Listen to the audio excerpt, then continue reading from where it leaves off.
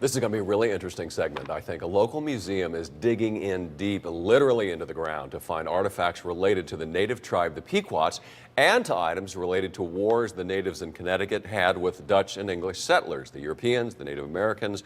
It's a classic American story, and it's the part told right here in Connecticut. Joining me now is David Namek, a military historian, an archaeologist with the Mashantucket Pequot Museum and Research Center, to tell us about an upcoming reenactment event in the 17th century. David, thank you so much for joining us today. Thank you. Let's talk about the reenactment just a little bit, but first of all, I'm fascinated by this. In Connecticut, I think, as you are from here and you've done your research and your work here, it's a fascinating place for people who want to study not just Native Americans, but the interactions with the first Europeans who arrived here. Yes, we're so rich in local and national history. The Native American and European histories intertwine so perfectly right here with Connecticut history, especially in this neck of the woods. What time period are we talking about? When did the first Europeans come and begin to have contact with the Native Americans? Well, and how'd that go? Well, the first sustained contact took place around the early 1600s, which is what this event presents, about 1600s. Here in Long Island Sound, about 1614 with Adrian Block, so it's coming up on that 300th anniversary at this rate. And it went well. It was all about trade and early on mutual respect until intensive settlement took place. Yeah, and pretty much went downhill from there as far as the Native Americans are concerned. You have things here, scoot over behind the table just a little bit so we can, you have things from the European side of things as well as the Native American side of things. Tell us what we got here. Yeah, we have a small representative sample of what visitors will see next Saturday, October 11th. They come to see the 17th Century Encampment. It will range from around 1590 to 1700, everything in between.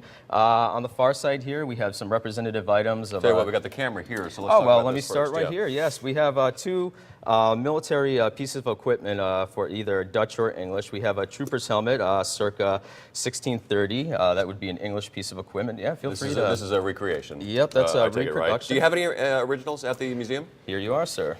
Right here is a original 17th century, probably late 1600s broadsword. Look at this, people. Yeah, that was donated, or not donated, but I was able to borrow it from the Society of the 17th Century. A number of their members will be there this weekend. Fantastic. Yeah, so visitors so you will see the real deal in addition to what do you call them? Reproductions. Reproductions, yes. Let's go over here to the Native American side of the table because you got some really cool stuff here. Come on over there. Yeah, so the Native American materials all supplied once again by many of the artisans at the Pequot Museum and others we deal with. We have the longbow. We have a woodland longbow, a reproduction of a Sudbury bow that was circa 1660 in the 1660. Yeah, in the Harvard Peabody collections. Now this is a substantial. You can't tell by just seeing, but this is a substantial piece of wood right here. It could create a lot of energy. Yeah. And it could really be quite a war machine if you wanted it to for that period of time. Point blank, 70 yards, full effective range, 125 yards. Wow. Yeah. And how about the pelts here? Well, that was one of the main sources of interaction. The Dutch and later the English were here for the fur trade. What we have here is a beaver pelt, if you'd like to take a look. All right. Yep, and that was in high demand by the Europeans. The Europeans would also, since Long Island Sound, in this area in particular, was known as the wampum mint of the region. Wampum, this material made the wampum mint. Yes, meaning that this is where this was created. So this was used as currency. Well, it was had cultural significance. The natives and Europeans never fully understood, but they understood it was valuable and that would be able to get great amounts of wampum for relatively small amounts of, or fur for small amounts of wampum. So that was the basis of trade early on, was wampum for furs and onwards and so forth. You know, with all the cable channel documentaries that we're on, Sam and I are always talking about how we love to watch the science shows and the history shows, which are out, in force among all these cable channels. Are you finding that people are developing a deeper interest in Native Americans' interaction with the first Europeans to arrive and so forth? Oh, certainly. And with public history institutions such as the Mashantucket Pequot Museum, it just brings this history to life. I'm never surprised, I should say, that people just on the street that I meet with a fleeting interest in history,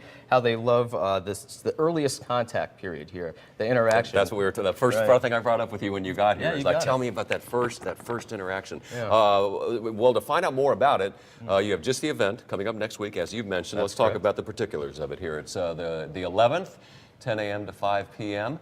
and Mashantucket Pequot Museum, That's where right. you work, and there's your website listed if you want to find out more. Any other, got a few more seconds left. What else can people expect when they show up? You can see a wide range of activities. It's not only going to be military, but civilian. There'll be basket weaving, wampum drilling. There'll be cooking demonstrations. You name it. There'll also be a tour of a King Philip's War era fort, and we'll have an author, Jason Warren, Major Jason Warren, who's just released a new book called Connecticut Unscathed. So it's going to be a great series of events. And that sounds like a can't miss to me. David Naumack, just fascinating. Thank you so Hey, much it's been for a sharing. pleasure. Thank Good you. luck at that with that PhD. Thank you. He's going to have a big DR in front of his name later, and he's earned it. For